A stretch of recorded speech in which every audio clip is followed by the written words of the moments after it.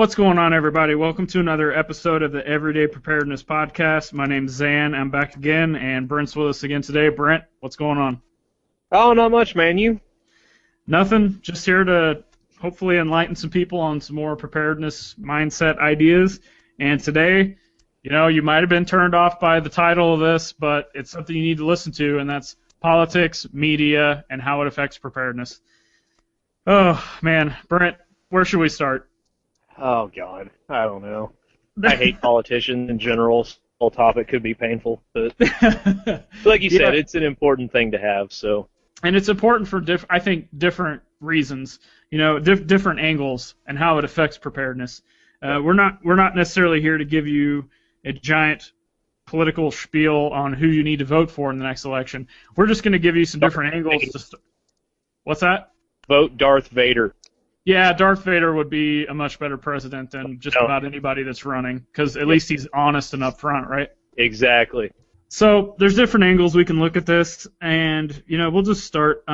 Politics is something that a lot of people don't like to discuss because it drives a wedge between people one way or another, and in my opinion, that's what it's designed to do, is to get people kind of arguing with each other to get distracted while other things are going on. So just on the surface, Brent, what do you have to say on that?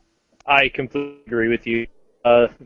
System, the way it's designed now, is you get two people arguing about basically two separate ends of the same string, and they don't pay attention to what's actually going on. I hate to get too anti this party or anti that party, but both parties, if you look historically speaking, both parties have pretty much done the exact same things. Just one party's done some things slower than the other party.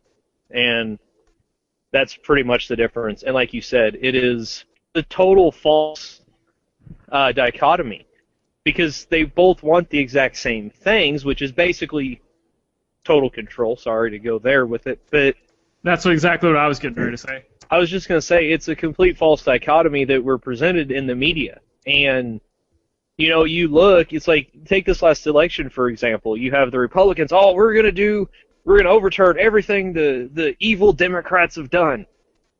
No, they haven't done crap.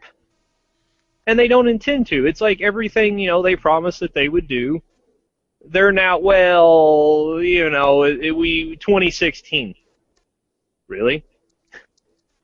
They don't care. They're doing the exact same things. It's all to get them in power, to get them elected, and basically to put them in power over you. It's not to help you by any stretch of the imagination, because neither party wants to.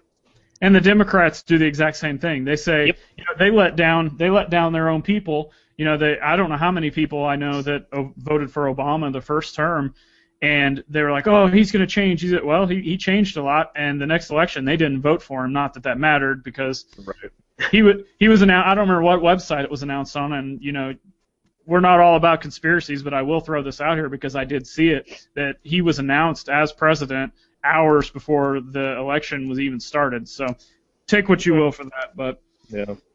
Well, honestly, there was Gary Johnson to vote for, but what else did we have? We had basically Mitt Romney. It's like, so what? We're voting for Democrat light? Yeah, and speaking of Mitt Romney, let's get into something else, just politics in general. Brent, I don't know about you, but I don't think the average person really understands how the general game of politics works, parties aside. No, I don't either.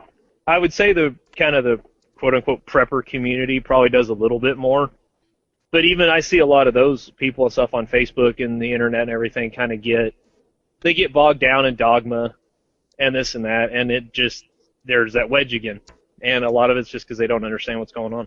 Yeah, and, I love talking about this stuff with people, because I like putting these, some of them are facts, some of it might not be, but I like putting these ideas in front of people just to realize that, this is basically Democrats, Republicans, and politics in general. It's one big gang that's just plotting people against each other, like we've said.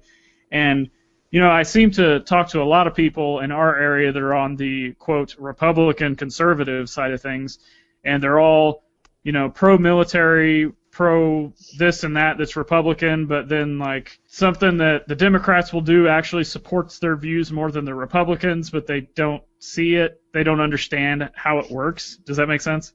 Oh, no, completely. And you've got, take this whole little ISIS situation right now currently. You have the Republicans who literally, like a month ago, were sitting there yelling and screaming, oh, Obama's not doing anything to stop the, advance of ISIS. So then, okay, he puts together a resolution to, for the use of military force. And, I haven't read it. Maybe it doesn't do anything, but they sit there and say, oh, he wants to get us into another war. And it's like, my God, people, which way do you want it? Do you want him to just stand back and do nothing? Or do you want him to go to war? I'm sorry. You can't criticize him for both. And there again, that's just pure dogma, or just party getting in the way. It's, well, that party's for it, so I'm against it. That's what I want. Yeah, that's people are so their allegiance with parties transcends any logic. Yep. Like they're like, who's red? I'm voting for them. I don't care what they stand for. Right. And you could say the same thing with even libertarians or the Green Party or any of these kind of offshoots. Like you said, we did have Gary Johnson last year, who I'm not gonna lie, I did vote for him because I thought he was the best of the candidates. Not that I thought my vote counted, but it was more of a just kind of I could do my part, if that makes any sense. Like I knew it would not affect anybody, and I knew we had all the, Romney was going to win Missouri. I knew that, and I knew Obama was going to win the election, which whatever. So, and let's talk about something like that. So Obama won. Everybody starts buying ammo, buying guns, freaking out. What did I do? I did nothing, because I can't do anything to change anything. And that's another, talking about the wedge. I don't understand why people get so bent out of shape over stuff like this. You can disagree, and there might be small things like what we're doing on the show, just trying to inform people. You can inform people, inform your family, talk about it, whatever. But there's people that, like, again, they will get in full-blown fights with people over just their political views. Yep. Anything to add?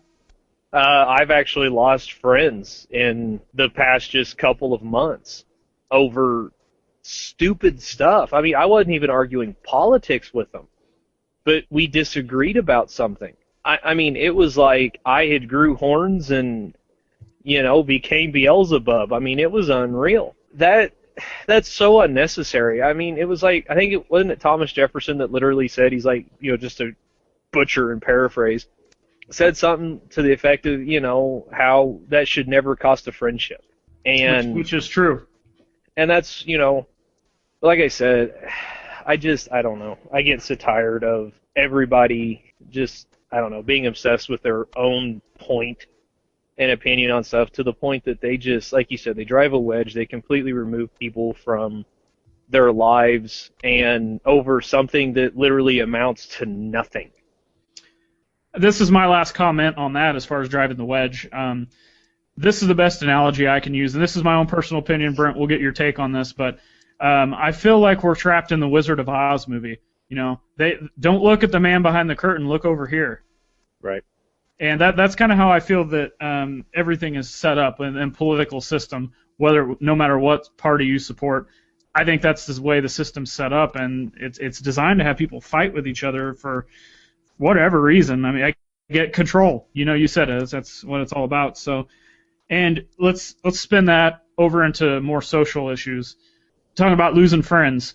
One thing I've noticed is, you're looking on a news site, no matter what it is, and it could be about anything. It could be about saving money. It could be about a new restaurant. It could be about politics. No matter what it is, you don't go down. Well, you do go down to the comments, and that's where you're in trouble. Yep. Because this could be a article about cheeseburgers, and all of a sudden it's Obama is poisoning the cheeseburgers. And the next person said, well, Bush wouldn't have done that. And the next person says, well, Bush flew the planes into the Trade Center. Right. And, it's just, what? We're talking about cheeseburgers here. And this gets off into a political rant. And that's just, is that a ploy of the government purposely? Maybe. I don't know. Maybe it's just the human race stupidity. What do you have to say on that? I think it's a byproduct of, like you said, the political game. It's everybody has to have their own opinion, and for some reason, it seems like most people anymore feel like they have to beat that into the head of everybody else. I don't think it's necessarily like, a ploy that they go in, haha, we're going to put this story of cheeseburgers on here, we're going to screw them up, But at the same time, though, you look at everything else, like you said, some of the funniest stuff, the reason I honestly enjoy Facebook a lot of times is reading the comments. Because they do. Hell, I got into a fight with somebody over, what was it now? I don't remember what it was. Something stupid. And I was agreeing with them. But because I didn't agree with them in the right way, they were arguing with me. And it's like, dude, I'm on your side. Well, why can't you just say that? I did. And, we got in a fight over that. I think just everybody's so divided. And I think it started politically. And it's carrying over into everything else.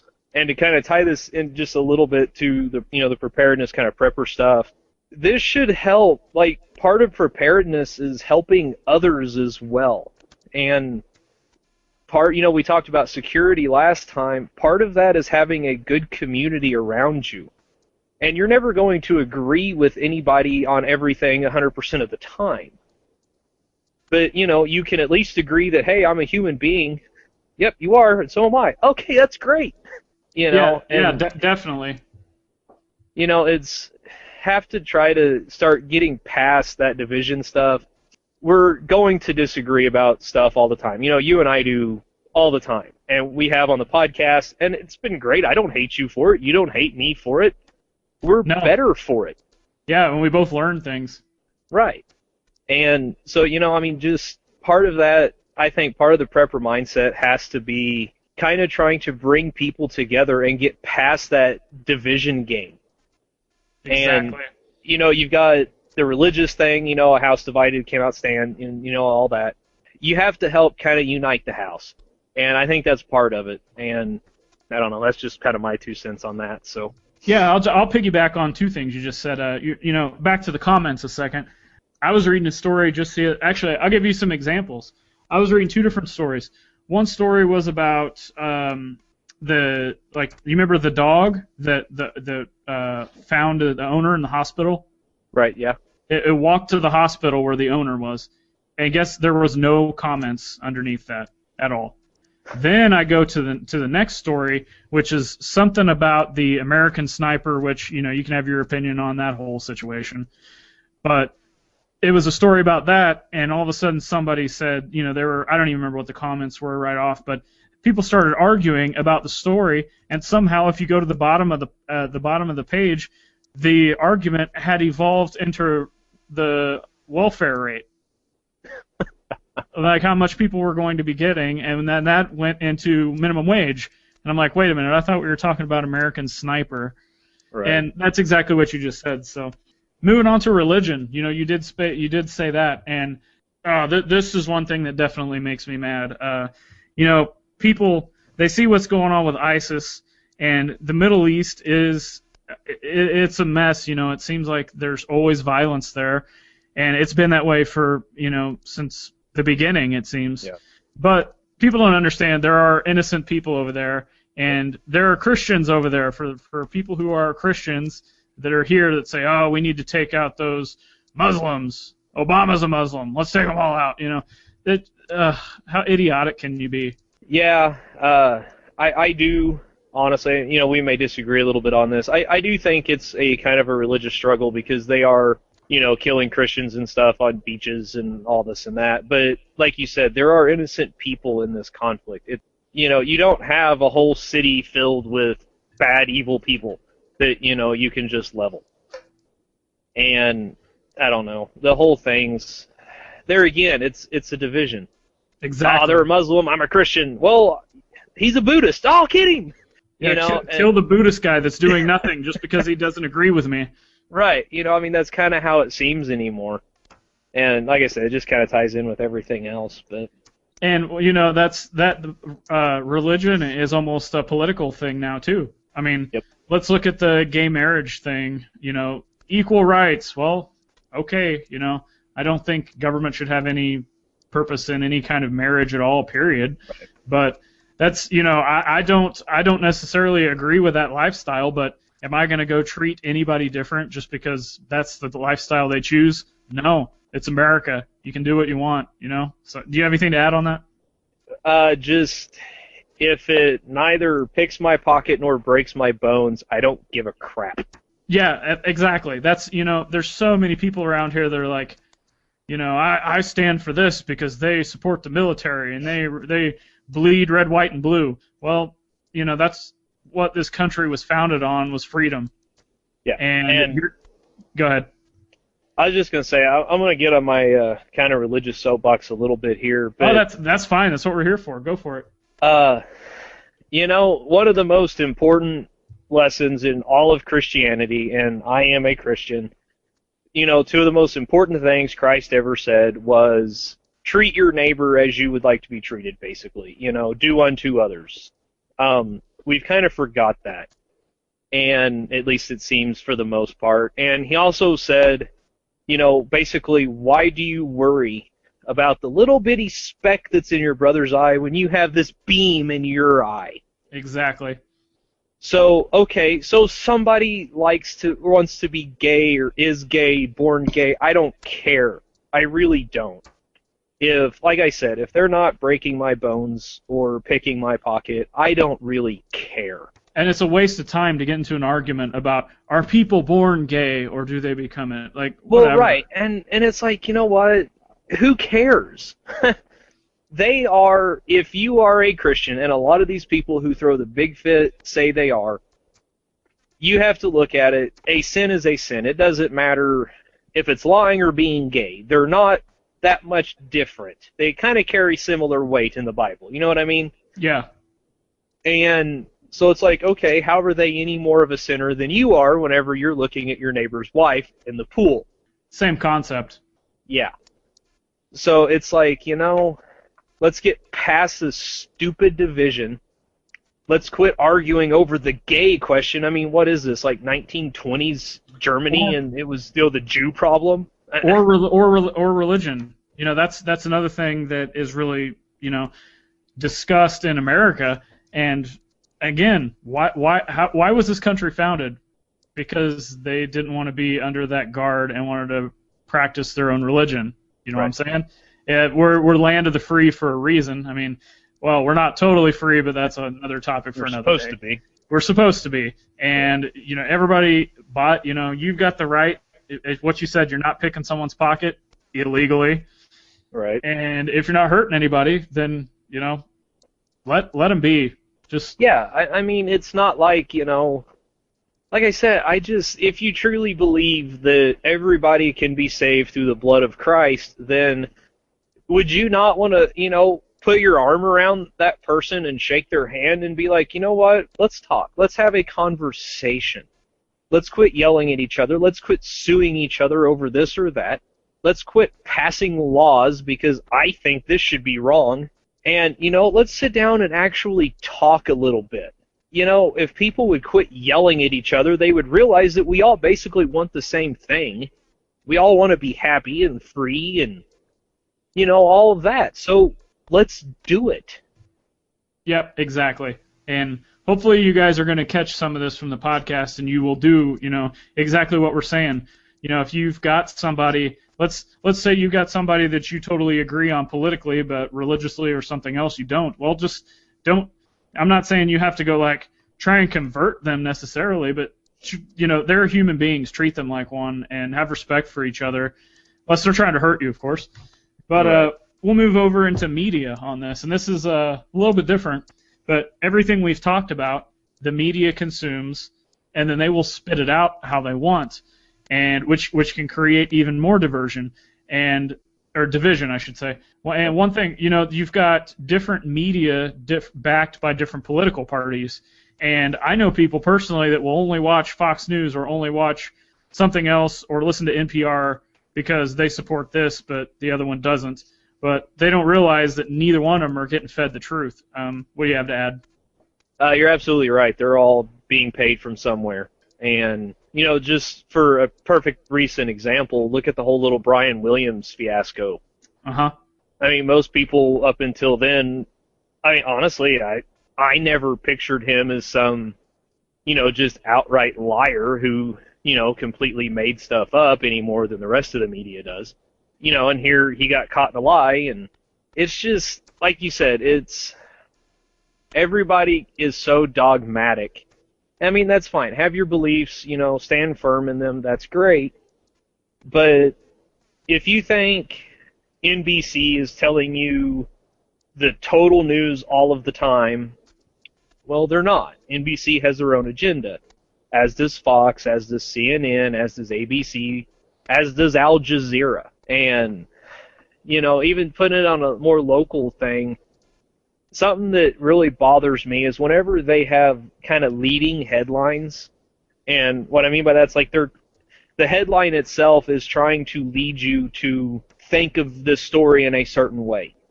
And that's one thing that drives me nuts. And, we had a shooting here locally just the other day. Well, the headline on the paper is "Police Shoot Unarmed Man."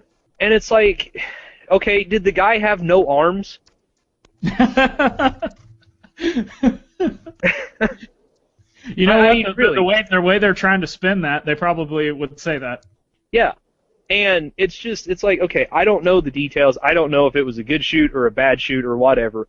But the one thing I do absolutely know without a doubt is him being without weapons, as in like, what we traditionally think of as weapons with knives and, clubs and guns and stuff like that. That doesn't mean he's not dangerous. And, you can look online, there's all sorts of improvised weapons and stuff people get to kill people. Or bare fists. Right. It's not, hell, there's cops getting, killed and beat up because people are taking their guns from them. So it's like, don't be leading the story and saying, well, the cops shoot this unarmed man, which is trying to give sympathy to the victim. The victim may or may not deserve it. I don't know. But trying to say that, like, well, this guy was a poor, innocent person. These cops are bad. They shouldn't have shot him. He didn't even have a weapon. I'm sorry, if he had two hands, he has weapons. So, that's a thought process we got to get out of here. But most people don't see those headlines and read them that way. They think, they shot a guy that didn't have a gun. Well, that's awful. Yeah, and then you like read the comments under that. Because I actually did read some comments under a story posted on some news. It was actually a national news site, I believe, about that. And you had somebody saying, "Well, I'm glad they killed him. Kill all the criminals."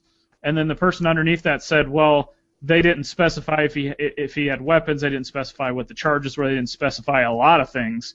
And then the person replied back, "Well, if they're running from police, they're criminals."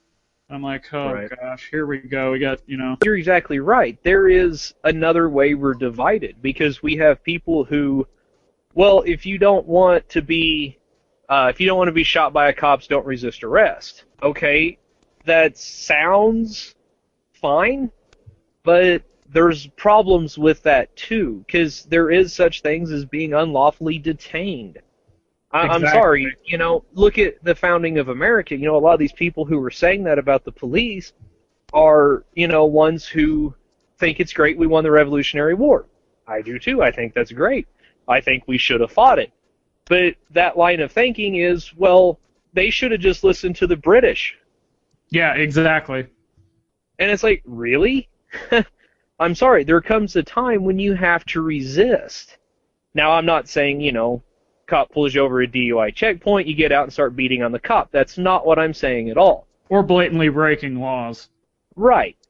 But it's just, there are two sides to all of this. And they're, again, yelling at each other, especially like the Facebook warriors sitting there yelling at each other. It's like, good God, people.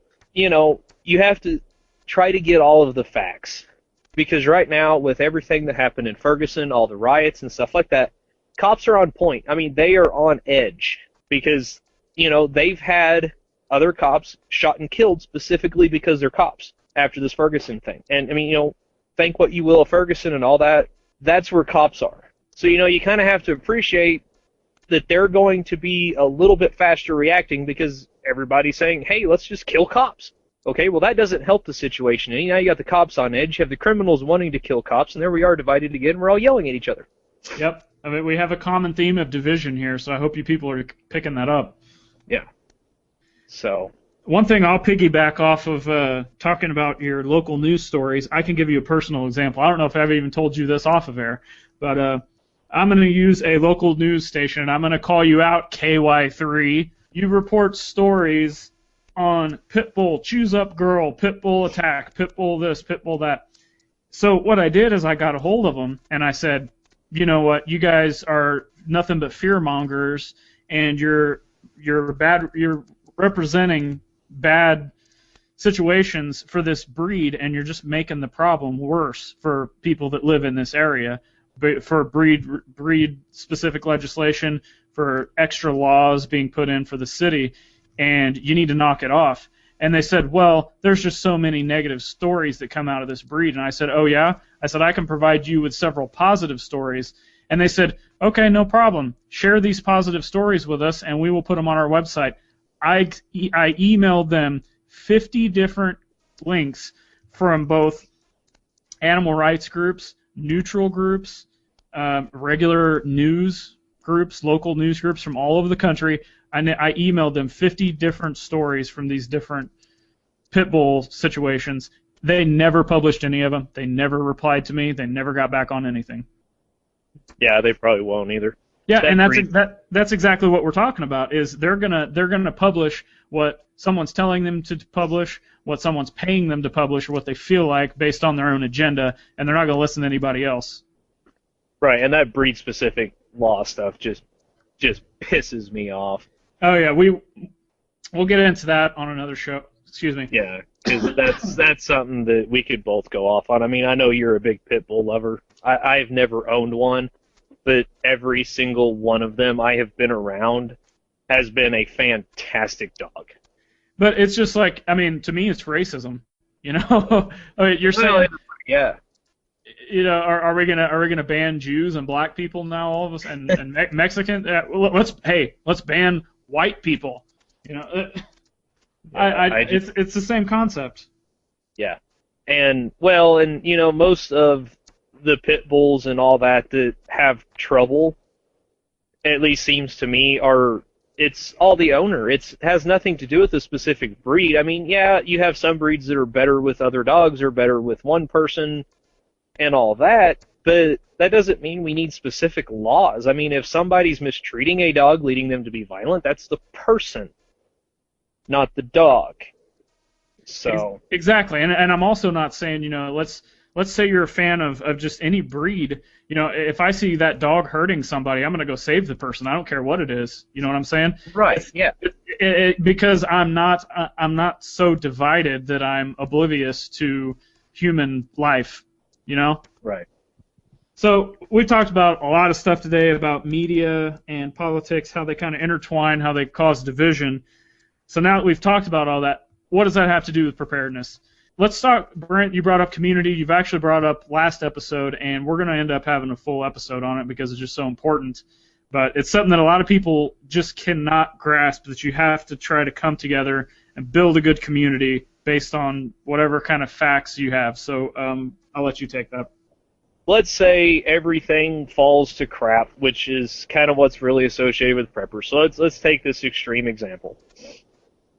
And do you really think these people honestly believe that they're going to have these like 5 and 10 acre size gardens and this 10 million rounds of ammunition and these 300 guns and, you know, howitzers and rocket launchers and all this and that, and they're going to defend it themselves and grow the garden and tend the garden and harvest the garden and, you know, all of this stuff and sleep and all that by themselves? Right. I mean, I know that's a very extreme example, but you're going to have help. And even, let's take a non-extreme example. We had an ice storm here a while back, like a few years ago. People actually helped each other. And it saved some lives. And it's something that, if you want to get over the division that we have, it doesn't matter. You know, I don't care if you're a Democrat, or Republican or whatever you are, without a support staff, without somebody helping you, any type of emergency situation is going to be that much harder. But if you have even just a group of people like in your just little neighborhood that can come together and help, maybe one guy has, some extra food, maybe one guy, is used to staying up late and can kind of watch stuff. I mean, there's so many ways the whole community thing plays out. It's almost hard to talk about. I can just give you a quick example, and it really has nothing to do with much any. I mean, we're right in the middle of a pretty good amount of snow that we've got here locally, and I was out shoveling my snow, shoveling my driveway so I can make it to work the next day.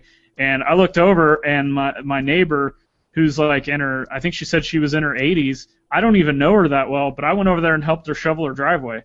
Yep. And that's if a lot of people in the prepper community be like, that guy has an Obama sticker on his car, I'm not helping him. I'm like, really? Right. That's exactly what we're talking about here. Yeah. And you got to watch out, make sure you're not going to get arrested for that. But you heard about that, didn't you? No, I did not hear about that. New Jersey or Boston or somewhere, yeah, these huge snow came, and these kids were like, hey, let's make a little bit extra money and shovel these people's driveways and walkways and all this and that. Yeah, they came and basically got arrested. They were operating a business without a permit. Oh my gosh. So yeah, I mean, the police came and shut them down.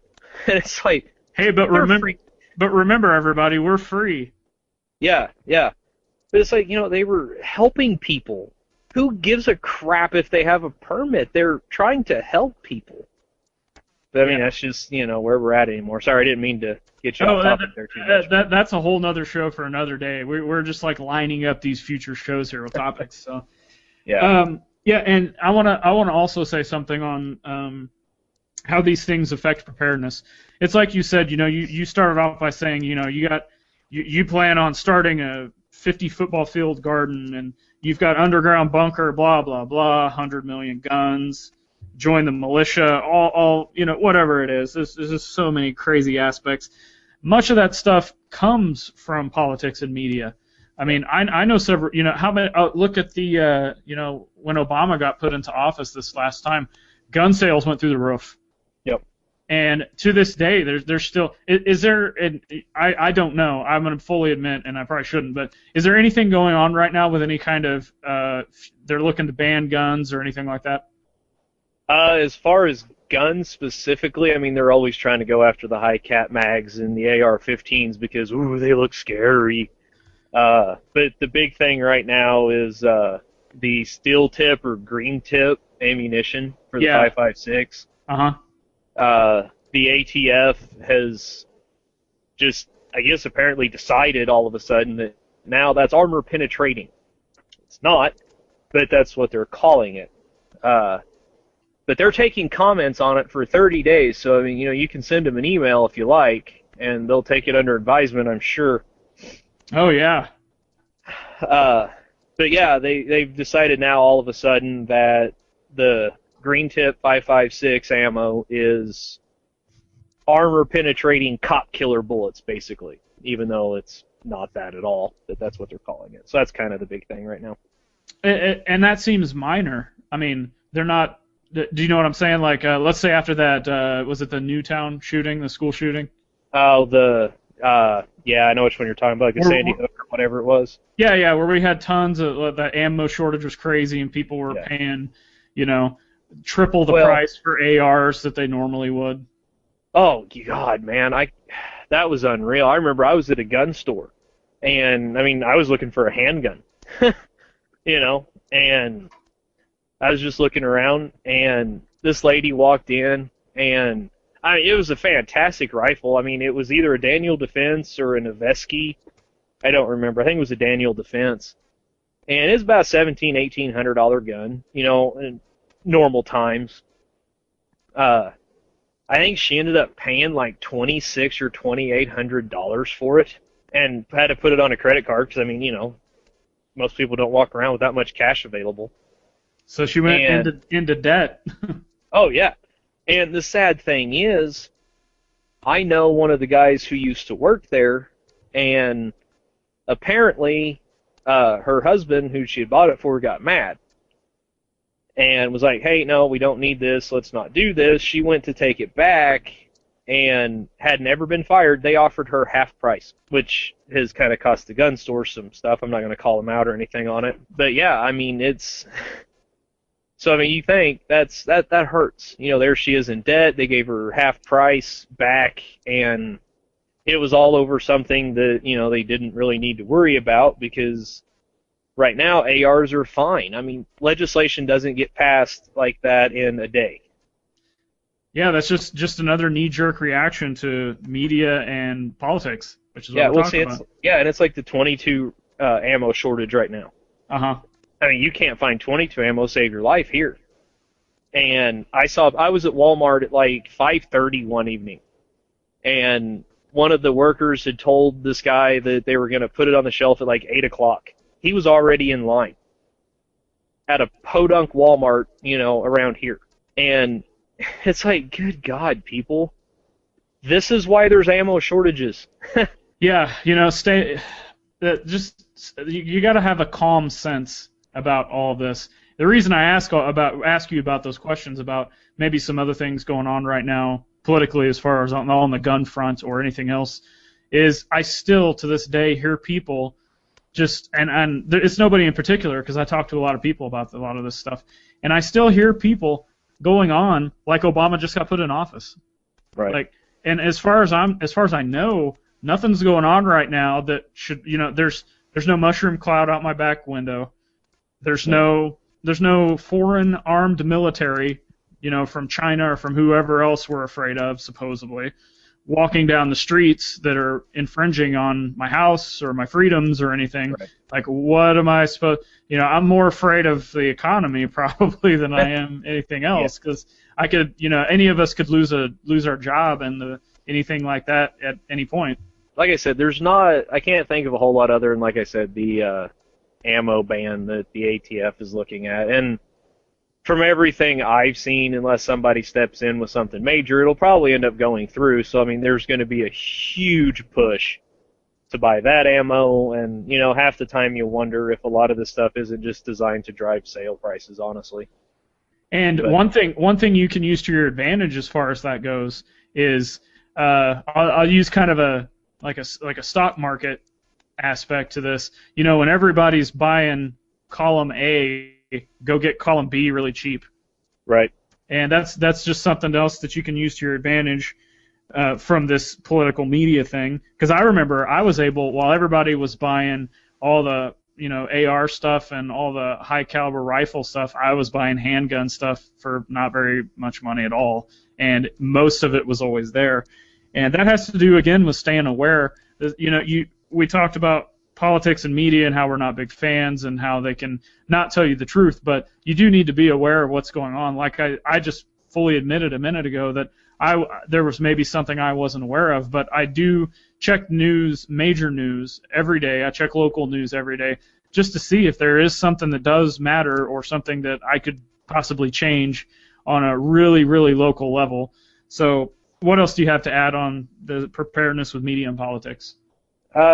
Just something like specifically like the ammo and stuff like that. If you truly kind of follow the preparedness mindset, especially like what we've talked about, there's no need for the knee-jerk reaction because you've already got a supply for yourself. And a lot of this ammo stuff and all that, I mean, yeah, I know people that before Bush left office, they were stockpiling ammo. Yeah. And, you know, now they don't have to worry about it. Not that, you know, I necessarily agreed with them spending, you know, some of the sums and everything they were then, but, you know, still, it was a little bit different. But, you know, if you have to wait for something major to happen to start preparing, then are you actually, you know, following a preparedness mindset? You know, I mean, it's one of those, it's like food, okay? If you're going to wait for the earth to start shaking and then go to the store, you're probably going to have a problem. Let me interject there for a second, because we just had a recent snowstorm, ice storm, sort of. Why do people go and buy bread and milk? It's like, it's not very calorie dense, and it's going to go bad quicker than anything. Has that ever made sense to you? No, other than just, I guess they see them as staples. I just don't know. I mean, I'd be grabbing canned goods, almonds, peanuts, peanut butter, stuff like that that doesn't involve cooking. You just eat it. Well, right, yeah, I mean, I kind of understand, I guess, a little bit, just because, you are getting something in you. Bread's a filler. Milk has the calcium and the vitamin D and some protein and stuff like that. That's fine. But yeah, I'm like you. Forget the milk, forget the bread. I'm getting the green beans. I'm getting the peas. I'm getting the soups. I'm getting that type stuff. I'm not bothering with, stuff that goes bad in a week or two. Yeah, I guess we got a little bit off topic there, but sorry. No, that's fine. I agree with you. I don't understand. I remember when I worked at Walmart, it was the hint of a snowstorm or ice or something like that. I mean, we would just be killed in the store. And I mean, the milk and the bread aisle would just disappear in about 10 seconds. Meanwhile, the canned goods and like granola bars are fully stocked. Right, yeah. It's like, you're better off grabbing 2 boxes of Cliff Bars than you are buying 2 gallons of milk. Exactly. But no, all I was saying about the other stuff is, okay, you're going to have a gun, say you have an AR. Are you really going to wait for them to try to ban it before you try to get a decent amount of ammunition? And, so that's what, and there again, maybe this is just me. Maybe I'm a lazy prepper. I don't know. I don't think if they do ban and stuff like that, the world ends and, we're bunkering down. I don't think I can carry like 10,000 rounds of ammunition. So if I ever have to go on the move because I don't have a community supporting me, thought that'd be a nice tie in there. It is. And, so if I have to go on a move, try to find a community, try to find something, maybe we run out, maybe our water systems break, maybe we run out of food, whatever, and we have to go try to find this and have to go, well, I can't carry 30 guns and 10,000 rounds of ammunition. Exactly. Maybe some people can. I don't know. So, I mean, yeah, I have extra on hand and all this and that, but, in some of those situations, and there again, I'm getting a little extreme with some of it, but a lot of times you're going to have to leave a lot of that stuff behind, and it's a waste of money. It's not really useful. And, if you leave it behind, you're stalking somebody else who may be, not so good to help. So. Yeah, and we'll talk about a little bit more about the media and what you just said. How many times did you see news stories where, again, right when the school shooting happened, the media was going to, like locally here, was going to about every gun show there, or gun show or gun store, and interviewing people. And it was just, to me, it put off this vibe with, oh my gosh, you got to get here, you got to start buying guns. But then look what you just said, unless, now I could fully understand if you had a decent sized community that you were building and you were trying to maybe buy enough ammo or buy enough weapons for the community, and there are people that do that, but right. I mean, yeah, a lot of, and I'll admit too, there's stuff when I first started getting into prepping, there's things that I bought that I look back on and I'm like, oh, why did I buy that? Or wow, right. this made sense at the time, but now it doesn't. And they were knee-jerk reactions at times. I'm not gonna lie. I mean, I'm sure we've all had those moments, but since then, the more you start doing this, kind of the more level-headed you get on things, you kind of start seeing, well, maybe the fear-mongering got the best of me for the kind of inverted. Does that make sense? Yeah, no, yeah, absolutely. Especially with like the ammo thing. I mean, okay, yeah, I have some of the green tip stuff. It shoots great. It's fantastic. I can go get 62 grain other rounds. I mean, I don't have to have that. I mean, if they ban it, it's not going to ruin my life. You can hunt with other ammunition. I mean, don't get me wrong. I'm not in support of the ban in any way, shape, or form. Right. Yeah. But it's just, there's no need to really go like, hundreds and thousands of dollars in debt just because they're going to ban this one type of ammunition that doesn't really affect 90% of the people. I mean, yeah, it's a common ammo. It's fun. It's great. Most of the shooting I do, varmint, stuff like that, I can shoot with other rounds. I mean, it's not, a huge deal. I mean, it's nothing. I mean, I may buy a couple boxes if I can find it, but I'm not going to go way, out on a limb and under debt to do it. So. And then with that, we kind of come full circle, because then you're going to see people that maybe are in the preparedness community and say, "What? You're not stocking up on hundreds of ammo? You're an Obama supporter then." Right. So we'll leave the show with that. We've kind of run the gamut with this, with politics, media, and preparedness, and we can't say that we're going to stand on one thing other than just stay calm and try to treat people like human beings if they're not hurting you, obviously. And just keep in mind everything we've said. Hopefully you learned something. Brent, do you have anything else to add want to add on the topic before we close out the show? Just hopefully after hearing some of this, I know it was kind of a little bit disjointed and all that, but we covered a lot of different stuff. But hopefully after listening to some of this, maybe, instead of, kind of helping add fuel to the fire of the division and everything, you'll try to find ways to kind of help unite instead of divide. Exactly. I mean, yeah, it's fun every now and then to go on Facebook and throw some flames at somebody, just to raise their blood pressure and have a good argument.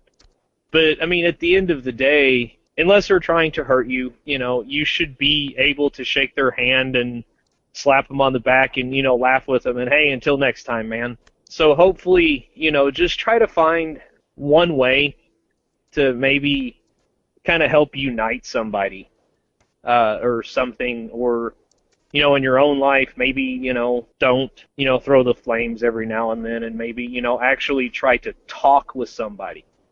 Because you can have a political debate without the, oh, you're an Obama lover, oh, you're a fascist, oh, you're a socialist. You don't have to have that. You could be like, hey, okay, now, why do you honestly believe this is for the best? Let me show you evidence that says otherwise, and let's talk about this stuff. We can have a conversation, and let's try to find ways to do that instead of playing the game, the Dems versus the Republicans and, all this stuff, and let's just try to help each other instead of, tear each other down. Yeah, and picking and choosing your battles, I definitely stand, people who are going to stand up for what they believe or what they think is right, go for it. But is it a local issue that's going to affect everybody? Is it breed specific legislation? Is it having to have a permit to breathe? That's something you're going to want to gather together for and stick up for one another. But, all this other stuff is just meaningless. And the last topic I'll add on that, I said we're going to close, but you ever notice how Democrats are blue and Republicans are red? And what are two of the bigger street gangs in America? Bloods and Crips. Yep. So just leave that note there for you. Yeah, check out our Facebook page. Most of the time we don't have people arguing about these things, and we have people either just sharing ideas or just posting articles or whatever. So check that out. Check us out on Twitter and email us. Go to our contact section. You can find all the links to these. I'm an idiot, so I can't remember the handles right offhand because I've been thinking about the show too much. So with that, we'll close out the show. Thanks for listening. Stay safe.